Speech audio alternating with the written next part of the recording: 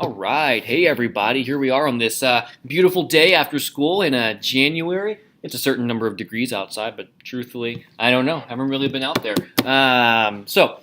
Really exciting to get started on Unit 3 of Economics. So, logistically, this should fall around right before, maybe right after spring break, depending on how closely you're following the unit progression and the schedule progression that I sent out. Also consider that at Luna we're reserving Wednesdays for the humanities investigation. So our schedule's a little bit different, and I've also cut down the number of lessons in all of the units to kind of compensate for that. So just up front, you guys have a lot of latitude up and down, longitude left and right. I'm pretty sure that's either way, you have a lot of flexibility to change the number of lessons, kind of change the way that things are, just so you guys know up front that for units 1, 2, 3, and 4 in semester 2, I did a lot of work to make sure that it was all super aligned to the CA and the EOC to the best of my ability, even though that meant cutting out a few things. So that said, in this third unit of economics, we're focusing on government and the economy, so sort of the marriage of those two things together. In this specific unit, some of the topics are taxes and spending at the local, state, and federal level, how Congress and the Federal Reserve influence fiscal and monetary policy, and then trade, globalization, and economic development. This is a unit that I feel like I put a lot of work into in regards to some of the different learning experiences and some of the resources. So I think you'll find there's some cool videos that you can use. And one of my favorite activities or games of the entire year falls into this unit. So I'll get to that in just a second. The focus of this unit is the global context of globalization and sustainability. The main reason for globalization is obviously those lessons on trade, globalization, and economic development. That's where we start to go international with economics to the degree that we can. And so that kind of led me to the statement of inquiry of if we want to be sustainable, we cannot exist in isolation. I kind of started to think a lot about that after Trump's America First ideology. And so it started to make me realize, do we need trade and globalization? Can we live and can we sustain ourselves on our own? It led me to the personal conclusion that no, I think that we do need globalization to a degree, and we do need to find ways to promote the types of business development that will be good for people everywhere, rather than the more America First idea.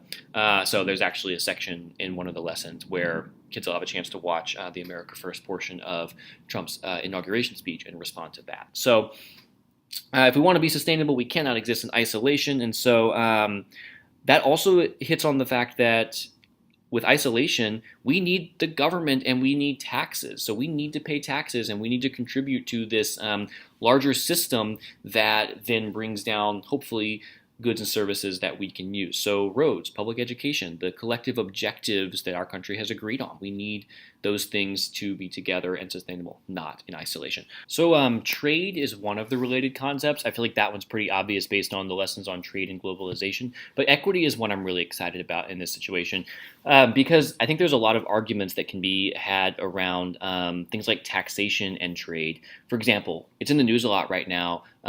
Do we tax the rich at a higher level to pay for some things that will be distributed to other people? Is that equitable? Is that fair? There's also crippling poverty in some parts of our country, and in a lot of cases that has to do with the trade decisions that have been made throughout our country's history. So I think that there are, like I said, some really cool questions that you can ask to get students thinking about some of the topics in this unit. And like I mentioned before as well, I did do a lot to cut down on the things that are just going to be on the CA and EOC, but also I really wanted to keep some stuff in there that kids just need to know because it's cool and interesting and makes the class more fun. And so I think that this is one of those units where you can definitely see a lot of that showing up. So our inquiry questions. In debatable, we look at can nations exist in isolation and should the government play a role in the economy? These are big things that separate the left and the right. These are big things that we're facing in current events right now. So hopefully kids can get talking about that. The other questions for conceptual and factual focus more on the TEKS specific and EOC related topics that they're going to need to know. So why is it a problem to have a budget deficit? Well, you're adding to the national debt more and more every single time. How could environmental protection conflict with economic development? For my seniors, that's going to draw on their environmental science AP class that they have, and so they're making those connections all the time, and it's super fun. What's the difference between monetary policy and fiscal policy? Kids get confused. Fiscal policy is the Congress and the president. Monetary policy is the Federal Reserve. These things are confusing. This vocabulary is tough, so we're intentionally putting that in there. Okay, taking a look at the knowledge and skills section under scholars will be skilled at. This unit does involve a fair amount of numbers, percentages, as is the case with economics. This is particularly going to be related to taxation and spending, so what percentage of this tax relates to the overall government revenue, and how is that money distributed. So a lot of numbers. In this unit, there's also plenty of topics that are up for debate, so that's kind of leading me to some of the things I've chosen here for reading humanities specific and economics specific, getting kids ready for debates, engaging them with readings and videos and podcasts and other things like that that are going to hopefully give them multiple perspectives on the issues. Along with that, as always, comes identifying author bias and helping kids understand, like, this source might come from a more conservative, or this viewpoint might come from a more conservative source, this from a more liberal source. How can you narrow that down and figure out what are the facts, maybe what is the shared information between the two? Doing a lot of that is going to be helpful. For interdisciplinary connections, we're looking at science on this one. Economies must grow in order to improve and progress the lives of the people. Likewise, ecosystems, chemicals, etc. must undergo changes to serve their intended purpose. Pretty excited about the science connection, particularly because we know that ecosystems collapse without diversity. They can't be sustainable without growing and changing. They've got to make these changes. So I think that that's a really good connection that we can make to chemistry for 10th grade, if you have 10th grade kids, and then to AP Environmental for your seniors, if you have seniors as well, taking both classes. So this, in the assessment section, is one that I'm really, really excited about for our summative. It is an essay with a huge element of student choice. And so what you can do is, it actually comes directly from the AP Economics Teacher's Guide. So you can pitch this to your kids that they're doing an AP level or college level project, which hopefully to them should be somewhat engaging, and maybe the rigor of that could perhaps be an influence and investment for them. So I've got some of the requirements here and some of the parameters of the assignment. Basically what they're doing is they're selecting a president of their choice and looking at the foreign and domestic policies, particularly related to the economy, during that president. So huge element of personal choice. If you look at the topic of the essay section, that's some of the presidents that based on the AP Teacher's Guide, as well as just some of my own thoughts, I think would be the best and easiest to find information on. You know, you're not going to find a lot about certain presidents in the 1800s. It'd be a little bit tougher to find the same information. So we're looking pretty much at 20th century presidents. You know, I like to give kids, directions and a checklist for the formatting. I post things on my website to help them figure out exactly how the formatting needs to be done. Really trying to push that skill and help out the English team as well with simple things like Times New Roman, size 12, that, like, a lot of the times I find that my students are they've got a gap for that sometimes, just how to format and construct a paper. So here's basically how it works. The contents of the essay are, they're required to do section A, and they're also required to do section B. Then they would choose one of these required sections below that they can do the rest of their paper on, the rest of their essay. So section A is, just the basics about your president and how was Congress set up during that president. Section B is, how was the economy during that president's administration? Was it good or bad, and why? Actually, depending on how well kids paid attention and how much work they did in Unit 2, Section B right here actually directly relates to the work they did on the Unit 2 assessment about the economic indicators. So basically, if you recall, they were doing a presentation about GDP, inflation, unemployment, the stock market, poverty, and I think one other metric. And hopefully if they did a good job on that, they can pull some of that same information into this essay. In the third section of their paper, that's the optional section, they have to choose one of them. And so it's 2 domestic policy issues, 2 foreign policy, 1 domestic and 1 foreign policy, fiscal policy, and then a comparison to today. That one's always a fun one to look at. On sections C, D, and E, if you're kind of helping kids decide like which one they should do based on the president that they chose, I just gave suggestions on which one I thought would be more accessible and give them more information. For example, FDR had to deal with the Great Depression, which was domestic, and World War II at the same time, which was foreign. So option E would be a really, really good one for if you were there to do FDR.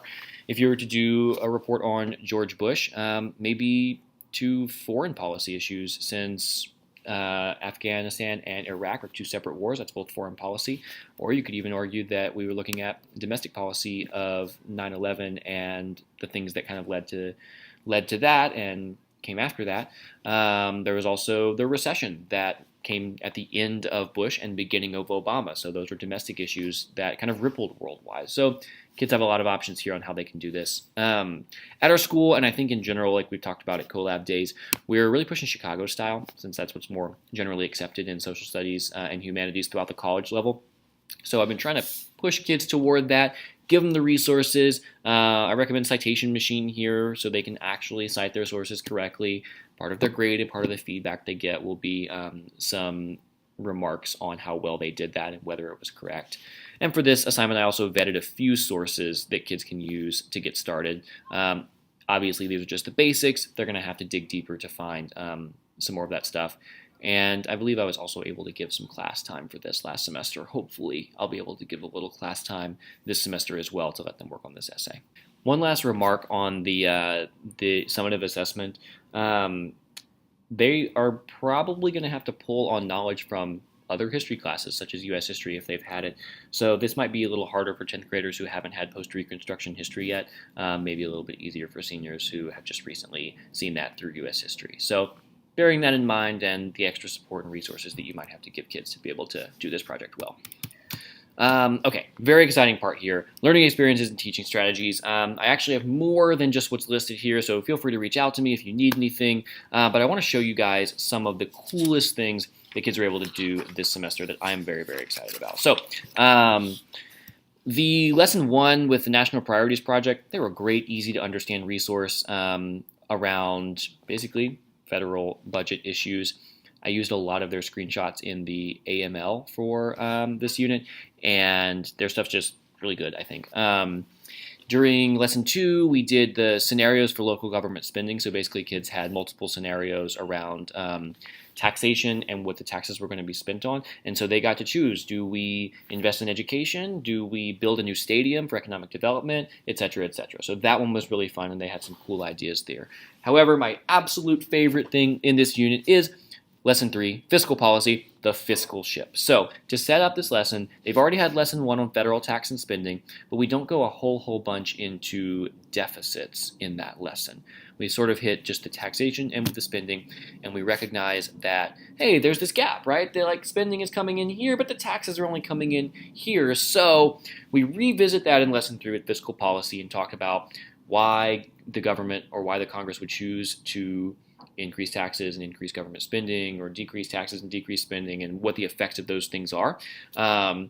Ultimately, they realize, well, wait, if we spend all this money and don't raise taxes, like, it sounds like we're going to go deeper into debt. That gets them all set up to do the fiscal ship, which is so fun. So basically, you go to fiscal ship, you let them have their Chromebooks. Hopefully, you've got access to Chromebooks or a computer lab. It's totally worth gaining access to a computer lab if you've got one at school and just changing up your schedule that day. Because this is so fun, and they had such a good time. So, new game, you just get in there. So, Tyler Reames tells you how to play. Basically, your goal is to reduce the future level of debt by bringing down the white line. So as the white line comes down, you can see the year's 2042. That shows that you've reduced future debt and you've stopped the deficit and the national debt from rising. And perfect world, you bring it below the dotted line, which shows that over time you're actually paying down the national debt. Second thing about this is you meet your governing goals. So kids get to choose what are the things that they're going to prioritize from a federal level. And so the game tells them as they go, as they make various taxing and spending decisions from the government level, how is that impacting their long-term debt, and are they contributing to their goals that they've come up with. So you get stars for like doing things that are good for your goals. So I'm going to play it for a second just because I want to, and also because I want you to see it. I get to choose my own goals. I'm going to choose mine. I'm going to say I want to reduce inequality. I want to strengthen the social safety net. It's not letting me select them. Let's go back one more time. Oh, I get to unselect some things and then try again. Okay. It recognized me from last time I logged in. That must be the problem. You can even choose Donald Trump's priorities. And so it's interesting to see what happens in that situation. So let's reduce inequality. Let's strengthen the safety net. And let's fight some climate change. Why not? Let's go. And then the kids are presented with a number of different policy categories that you can choose, such as law and order, things that are currently in the news. So current events are constantly loaded into this game, which are really cool.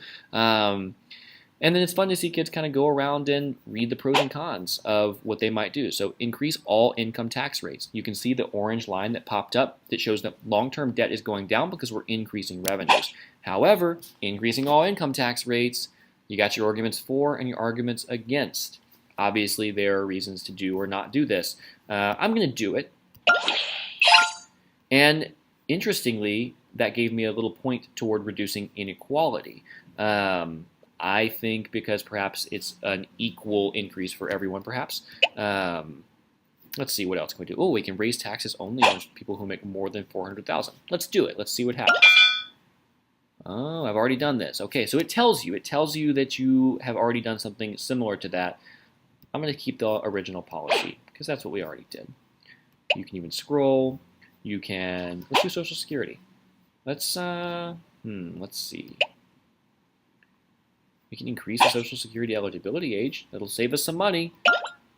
But 2 of my goals don't like me. I got negative points for this because I'm not strengthening the social safety net and I'm not reducing inequality. So my goals are unhappy even though my long-term debt is happy. No, I don't want to exit. My mistake. It's so fun to do this. I had kids like slash the Medicaid funding in half, or Medicare rather, and I had one kid defund Amtrak because they didn't know what Amtrak was, so sorry trains. This is such a fun game. We had such a great time. They wanted to play it over and over again, so hopefully it's something that you can work into lesson 3. I also found 2 pretty cool videos for globalization and economic development. One of them is Adam Ruins Everything about the buy one, give one model with Tom's shoes and how it actually is harmful to the communities that the shoes are given to because it puts the shoemakers out of business, right? Who knew? And then also the America First portion of Trump's inauguration speech. So short unit, exciting unit that I'm pretty happy about, and I hope that you are too. One last thing I want to show you. I won't go too much detail into the daily lessons, other than just to show you, there's your key points. I've really honed down those key points to make them very specific and to make it more exactly what we need. Hopefully this is helpful. I even threw a podcast in here in number 2 that shows kids how property taxes fund schools. Crazy stuff, right? And how that can lead to inequalities. So, jumping back up real fast. The exam view test generator. If you don't know about this, let me show it to you real quick, then we're done. You might not know that you can access a lot of Pearson education resources directly through PowerSchool. So we're going to jump over to PowerSchool. I need to log back in.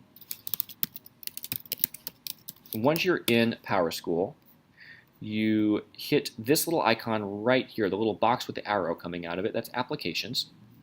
Pearson Courses is your only application, at least it is for me. So, boop.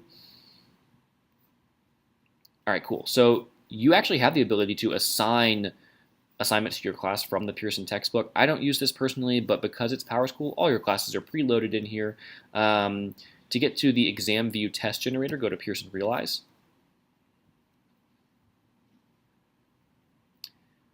I believe you then have to go to the Economics Texas program right here. It's going to keep opening window upon window. And then there's obviously all your topics from the textbook. Tools, assessment download center, and then I haven't played around with this too much, but this allows you to download the ExamView software. Actually, I have access to multiple classes here, and it allows you to create tests and access a test bank. It's pretty cool. It's pretty helpful if this is the way you do things. I personally don't use this very much because I just make like 9 or 10 question quizzes every 3 lessons, and then we do a project as a summative assessment. So that was a lot this time. I'll see you guys one more time for Collaboration Day, and then one more time via video for the Unit 4 preview, and I guess a few times for our virtual roundtables as well. So please reach out to me at any time with any questions that you have. Hopefully this has been helpful, and hopefully you found a lot of stuff that you can use. I wish you guys the best. Good luck.